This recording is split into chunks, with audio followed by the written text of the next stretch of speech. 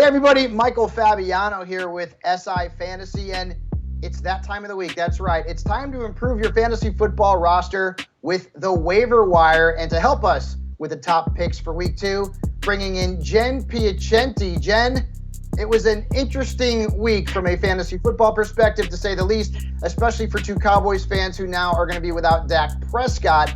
Which quarterbacks out there can fantasy managers go out and get if they did lose Dak? Yeah, my number one claim for this week, if you lost Dak, believe it or not, is a division rival, and it is Carson Wentz. Look, Carson Wentz obviously wanted to exact revenge after the Jacksonville Jaguars held him to only 365 yards and 1 touchdown for all of last season. So he went out and threw for 313 and 4 touchdowns this Sunday. So if you're looking for someone to stream, I love Carson Wentz, mostly because this week he's facing a Detroit Lions team that allowed the Eagles 38 points on Sunday. You could also take a look at Matt Ryan, who finished with the 2nd most passing yards on Sunday. Now listen, he seems to have still taken the problem with him that he can't quite find the end zone. He had that in Atlanta too, but I'm hoping that the chemistry will continue to develop with Michael Pittman. And remember, he's facing the Jags, and they just gave up 313 and 4 touchdowns to Carson Wentz. Yeah, if you're in a deeper league, maybe Marcus Mariota, although he's got the Rams this week, but you know mobile quarterbacks are very valuable. All right, let's move on to the running back position, where Naji Harris fantasy managers got quite a scare in week 1. How do we ensure Naji Harris, and what other running backs should fantasy managers be looking to pick up?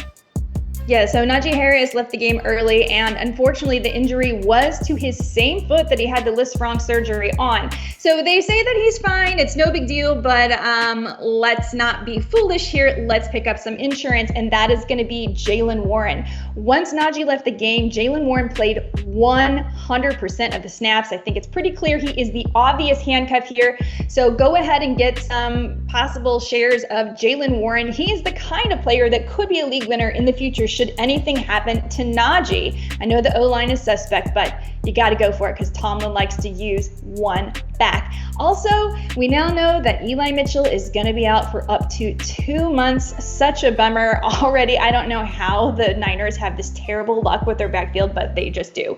So it's time to put your claims in for Jeff Wilson Jr. Jeff Wilson Jr. played 76% of the snaps after Eli Mitchell left the game. We've seen him be a goal line threat before. He's bigger. He's going to get you into the end zone hopefully a few times. And this week, the matchup is pretty good versus a Seahawks team that should be beatable despite what happened Monday night. Yeah, a couple of other running backs that you could maybe target: Khalil Herbert in Chicago, of course, and then Rex Burkhead, who led the Texans' backfield in touches. Yeah, we all saw that coming. Let's move on to the wide receivers, Jen, where Jarvis Landry made quite a splash in the Bayou. Let's talk about him being one of the top ads in fantasy football. Yeah, everybody wanted to talk about Michael Thomas and Chris Olave, but maybe it's Jarvis Landry that you want in your lineups. So Landry played the most snaps of all the receivers, 45. He ran the same amount of routes as Michael Thomas. Of course, Michael Thomas found the end zone twice, who had a slightly bigger fantasy day, but actually it was Landry that led the receiving room with catches and yards. So if you want a solid floor, Jarvis Landry is a really good bet. And another receiver I really like, Curtis Samuel. Listen, Curtis Samuel's only 1 season removed from fantasy relevance, and then he struggled with injury last year, so we kind of, forgot about him. And I didn't mean for this to become a Commanders video, but hey, Curtis Samuel saw 11 targets on Sunday. He found the end zone, and on top of that, he had 4 carries for 17 yards. So while we wait for Brian Robinson to come back, I feel like Curtis Samuel could be the versatile playmaker that could make a difference on your fantasy squad. Yeah, you also have to look at Johan Dotson if you're in a smaller league. He's probably owned in most of the competitive leagues, but he had a couple of touchdowns. And then Josh Palmer. Keenan Allen's banged up. They got a short week for the Chargers playing the Chiefs on Thursday night. Josh Palmer could be worth an ad as well. Finally, down to the tight ends, and you got a couple of guys who have had fantasy relevance in the past and had pretty good week 1s. Yeah, and I'm pretty excited because of their matchups this week. So number 1 is Gerald Everett. He saw 4 targets. Remember, there may be no Keenan Allen this week. We're still waiting to find out. Even if there's nothing wrong with his hammy, it's a pretty short turnaround to put him back in for Thursday night. And this Chiefs offense surrendered 79 yards to Darren Waller last week. So it's a good matchup for Everett. I would plug him into my lineups. And then next up, Hayden Hurst, he was targeted 8 times on Sunday, and he ran 52 routes. He had 5 catches for 48 yards, and if there's no T. Higgins, we're still waiting to hear on the concussion, he is another weapon for Joe Burrow, and he's a big red zone threat. And I don't know if you remember this, Fabiano, but there were a few games last year when CJ Uzomah popped off. That could be Hayden Hurst.